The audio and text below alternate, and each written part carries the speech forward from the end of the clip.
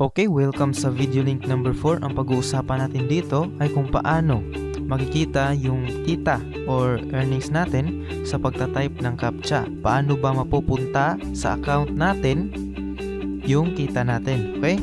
So, follow mo lang ako kung saan ako nag-click at nanood ka ng mabuti. Okay, open mo lang yung account sa browser mo. Okay, dito na ako. Click Products and Services, then Data Entry.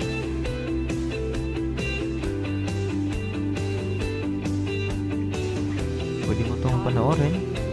Ngayon, click Close. So, ipababa. Okay, ito yung i-click natin. Request Info Update. So, basahin mo dito kung anong nilalaman dito. Kung ang tanong mo, kailan mo makikita sa account mo o sa dashboard mo yung kita mo. Okay, nandito na siya. Update can take up 24 to 48 hours. Okay, antayin mo lang na makikita mo sa dashboard mo.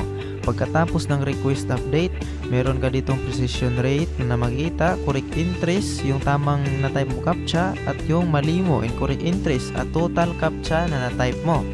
Okay, so I advise na ipunin mo muna bago ka mag-request update kasi once a week lang ang process dyan. Okay? Every Tuesday, mag-request update ka.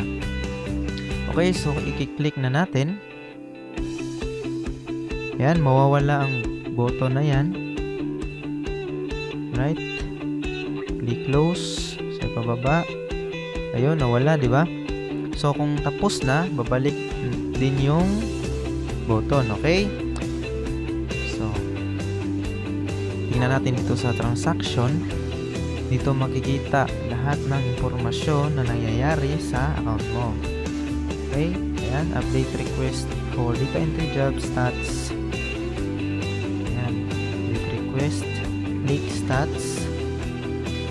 Ayan, pagkatapos ng request update, so kung may makikita ka na ditong balance, yung balance sa software, pumunta dito sa data entry. So, tapos na yung request update at meron naman ulit yung button. Babalik din yon. Tapos, tingnan mo dito sa baba. Kung aabot siya ng $1.5, mapupunta siya sa available balance. Okay? At kung aabot siya ng 4.45, pwede na siya i-encash. Tingnan natin sa encashment request. Yan.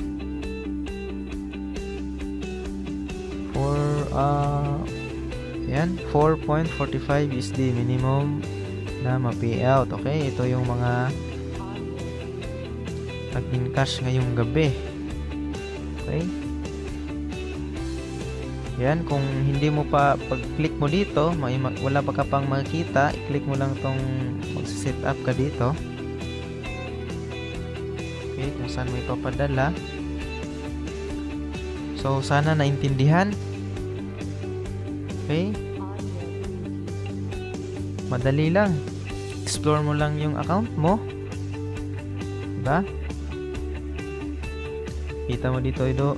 Yon sa data entry. Pagkatapos ng update. Okay. Explore your account. Basa-basa din pag may time. Yan, wala. Pagkatapos ng update, ano yun? May button, lalabas ulit at meron dito. Yan, precision rate mo, ano ba? 94%, 99, yan. Correct entries. Guard ko lang yung password ko dito. Okay. Click, explore ka sa account mo, yan. Click mo, yan. Click. Pag ipunta mo dito yung arrow, yan to. Naman, lalabas.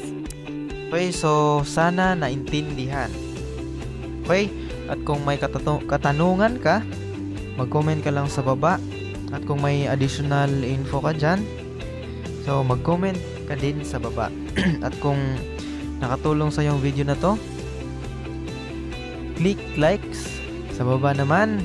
Okay, at kung gusto mo pang video tutorial na mapanood na ilalabas ko, click mo lang yung subscribe button. Okay, sana naintindihan. Tapos mo na ang video tutorial na ito. So ngayon, i-click mo yung susunod na video link number 5. Click it right now.